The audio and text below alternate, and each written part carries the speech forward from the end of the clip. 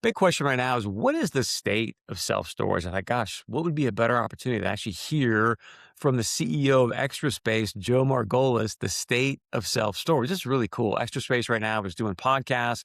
So they actually did one with the CEO, Joe Margolis. So I'm going to grab some clips from that and share with you what's his perspective. What is the state of self-storage? I'm Chris Berg. Welcome to the Self-Storage Report. Please subscribe here to the show so you can be the first to get the great content that we're putting out here on a regular basis. And of course, as always, go check out storagedemandscore.com. If you want to find that there's actually demand for the product that you want to build in a market or that you want to acquire in a market, again, storagedemandscore.com. Let's jump right in here. Again, I just kudos to Extra Space for what they're doing here. I think this is really fantastic and how they're putting this pod out, sitting down with the CEO, Joe Margolis. Now, the reason they did this, it was right after the Q1 2026 earnings call. So it was basically a way to debrief on, hey, here's how the earnings calls went. Here's what we're seeing in Q1. What do we see for the rest of the year kind of thing. But he was asked specifically, what's the state of self-storage today? Here's what Mr. Margolis had to We're say. in the recovery period, right? If you go back a few years, storage was a winner and outperformed during COVID. We had kind of unprecedented growth at the stores, revenue growth, NOI growth, unprecedented FFO growth. That attracted a lot of capital to the sector, a lot of development. And then we've had 3 years where, we've been on more of a down cycle. Now, a down cycle for self-storage is flattish to slightly positive. And that's one of the tremendous things about our property types, right? There's a lot of office owners or mall owners or hotel owners that, would love it if their worst years were flat. So why don't you just keep that in mind? If you're an investor out there today and you're looking for, hey, where can I deploy some capital into great assets? I mean, self-storage long-term is one of the more stable, well-performing assets out there. So I think it's important we hear Joe Margolis, CEO of Extra Space, managing thousands and thousands of sites, for him to sort of lay it out the way and go, hey, you know what? Yeah, it's been a brutal 3 years. I can attest to it. And it's flat. And when you look at office and other asset classes out there, they've been down dramatically. This is a great conversation here, or piece of it as well, where if you've ever listened to these earnings calls, you often have analysts asking questions. And so the host here did an outstanding job saying, hey, you know what? There's these analyst questions that come at you, but I'm curious, what do you think the analysts should be asking that they're not? Like, what should they be looking at that they're not?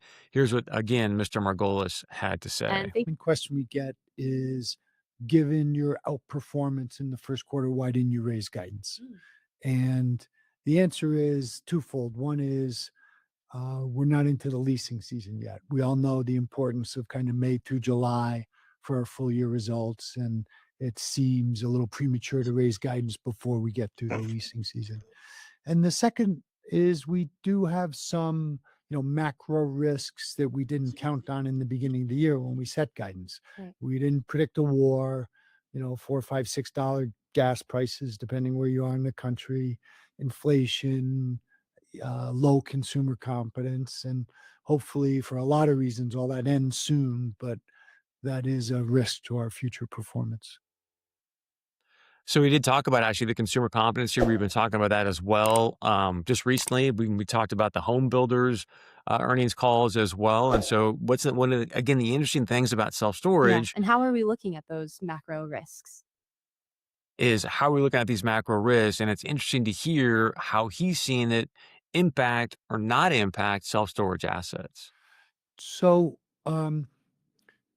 it's kind of interesting. I would have guessed that we would have seen all of that flow through into customer behavior. Yeah. And we really haven't so far. Bad debt is actually down at 1.5%, down from 1.7% at the end of the year. Customers are accepting ECRI at the same rate that they have historically. Vacates are very low, historically low. So we haven't seen the customers pull back yet. Yeah. So customer strength is kind of, if anything, a little better than A little, yeah, oddly, right?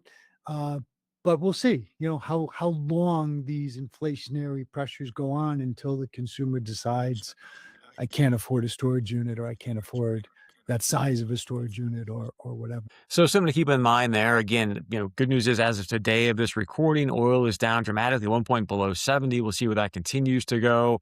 It's obviously critically important in President Trump's mind that he continues to drive down oil prices to beat down that inflation number. And of course, for the midterms, we've talked about now at length here on the show that he's going to have to start getting the ship going in a different direction if he's going to want to have any hope of holding that house. And if not, there's just it's going to be impeachment after impeachment. But let's get away from that. Let's focus on this. I think this is a really intriguing clip here because Mr. Margolis, and again, the podcast host here does an outstanding job, asked him about, hey, what did you learn from a leadership perspective when you did the big, I think it was what, $13-15 billion acquisition of Life Storage?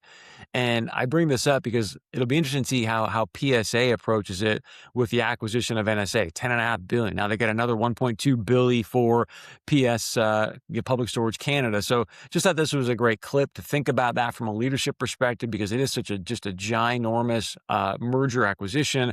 But also there's a pretty neat story here that Joe shares in regards to what took place during that acquisition.